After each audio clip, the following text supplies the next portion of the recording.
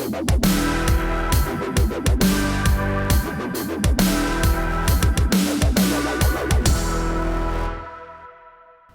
everybody. Welcome to Right Angle. I'm Bill Whittle here with Steve Green and Scott Ott, and this is brought to you by the members over at BillWhittle.com. Thank you very much. One of the things I've said a lot, guys, is something that just keeps coming up pretty much almost every day because you're constantly provided with examples of it in your actual life. And one of the things I like to say is the nice thing about being a conservative is you get to say one thing and then do the same thing. You don't have to say one thing and do the other. So imagine my shock, and I mean shock, and I mean shock. I was shocked to discover that Facebook founder Mark Zuckerberg, who's been talking about open borders, been talking about we got to get rid of the borders, we got to get rid of the whole idea of citizenship. We need everybody to come in all the time whenever they want to. He's just a giant, absolute fanatic for this idea. Well, we find out from the Mercury News up in Palo Alto, San Jose, that general Zuckerberg area, reports that Facebook CEO Mark Zuckerberg is replacing 4 next-door Palo Alto homes. So let's just recap for a moment here. Mark Zuckerberg moves into a neighborhood. Mark Zuckerberg, being such a tremendous open border guy and feeling so important and so deeply connected to the idea of people being able to go where they choose, buys the 4 properties surrounding the property that he bought in order to create an exclusion zone. And now we discover that the houses on that exclusion zone are too tall, so he's going to replace them with smaller houses. One of the concerns being that a taller house, they'd be able to look over his fence and look into his window. Now, Scott, it seems to me in my simple ways, I'm a defrosted cave pundit. Your technology frightens and confuses me. But it seems to me in my simple ways that a man who talks about open borders, who talks about not having any secure borders, a man who talks about letting everybody go through wherever they want to, is not only creating a compound of his own where if you set foot you'll be arrested by his private police force, but he's actually creating a buffer zone. He's actually creating a buffer zone around his property because he can.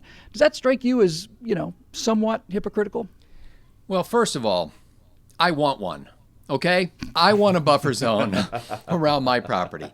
Secondly, it's not that easy, Mark. You can knock down all those houses. Let me give you a little 5-letter word: drone.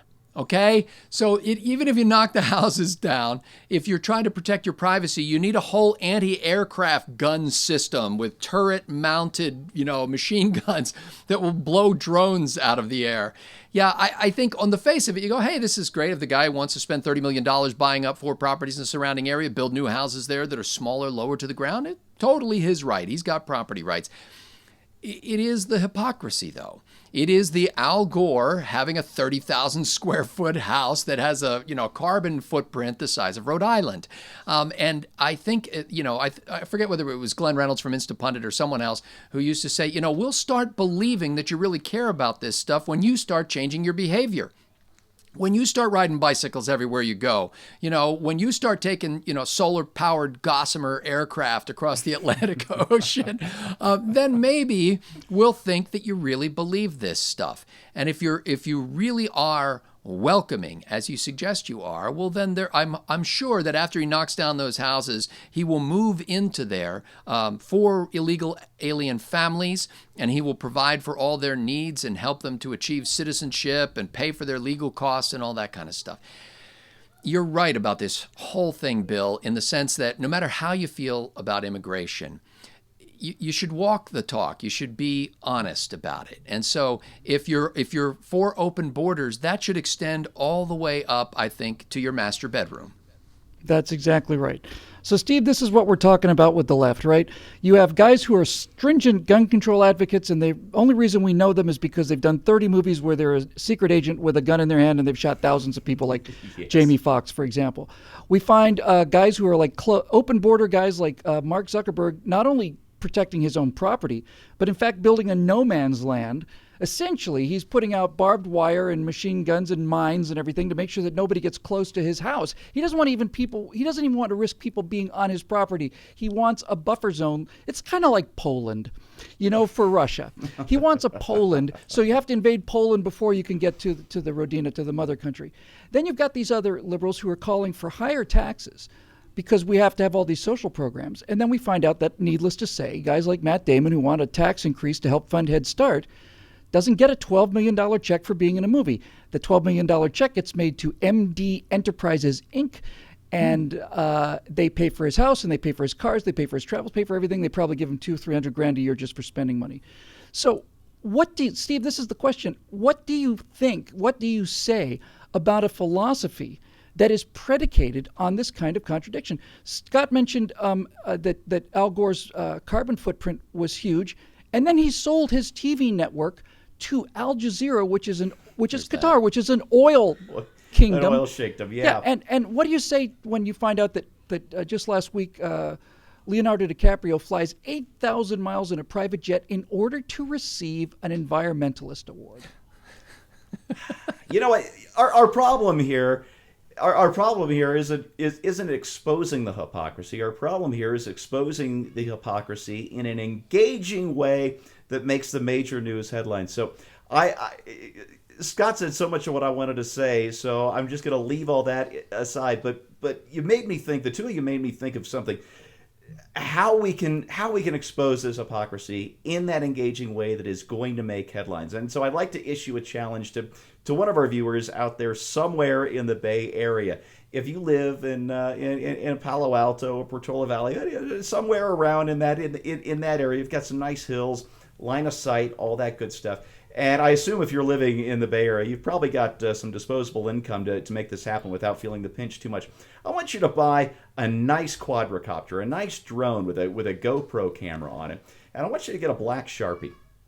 And I want you to write your name and your phone number right there on the drone. And I want you to fly this thing all around Zuckerberg's house until it either gets shot down or runs out of battery and crashes. And then let's see how long it takes the Palo Alto police to show up at your house with a few pointed questions, at which point, of course, you've got the media on alert and you expose the hypocrisy of Zuckerberg and his cordon sanitaire around his home there, and his real views on the importance of individual privacy, which, of course, you sacrifice every time you use his big product, Facebook. So that's it. Buy a drone, mark it in indelible ink with your name and phone number, fly it around Zuckerberg Manor, and wait for the police and the media. Please. Hey, Bill. Yes. My understanding is that it's going to be a great expense to buy those homes, something like $30 million. $30 million. And to demolish them. And I have heard lately that Zuckerberg said that not only is he going to create that buffer zone, but he's going to make Mexico pay for it. That's right. That's ballsy right. move. Gotta love it. Here's a little closing quote from the same article. It's unclear whether Zuckerberg will use the new homes, rent them, or sell them. And I know that may not sound like it's a very, ringing kind of a damnation, but it does pretty much point to the fact that I don't think anybody's going to be living in those homes. I think those homes are there because if the homes weren't there, it would in fact look like what it actually is, which is a buffer zone from the hoi polloi and an attempt to keep people off of his property. Because he doesn't like people walking on his property. He doesn't like people climbing over his walls. He has walls. He doesn't like people coming through locked doors. He has doors. He's trying to prevent people from doing this, but he wants the rest of the country to do this, and he wants the rest of the country to do this now. The reason that liberals believe in this stuff, they don't believe in it, obviously. If they believed in it, then we wouldn't be telling these stories. But the reason they say these things is because they know that they will never have to be held to those standards, ever. They will never have to be held to them. And they are, in fact, allowing themselves to do this by taking their position. This occurred to me in a blinding flash with Leonardo DiCaprio not too long ago. Once again, he was taking private jet to fly to his yacht, which is burning thousands of gallons of diesel, to go to another environmental conference.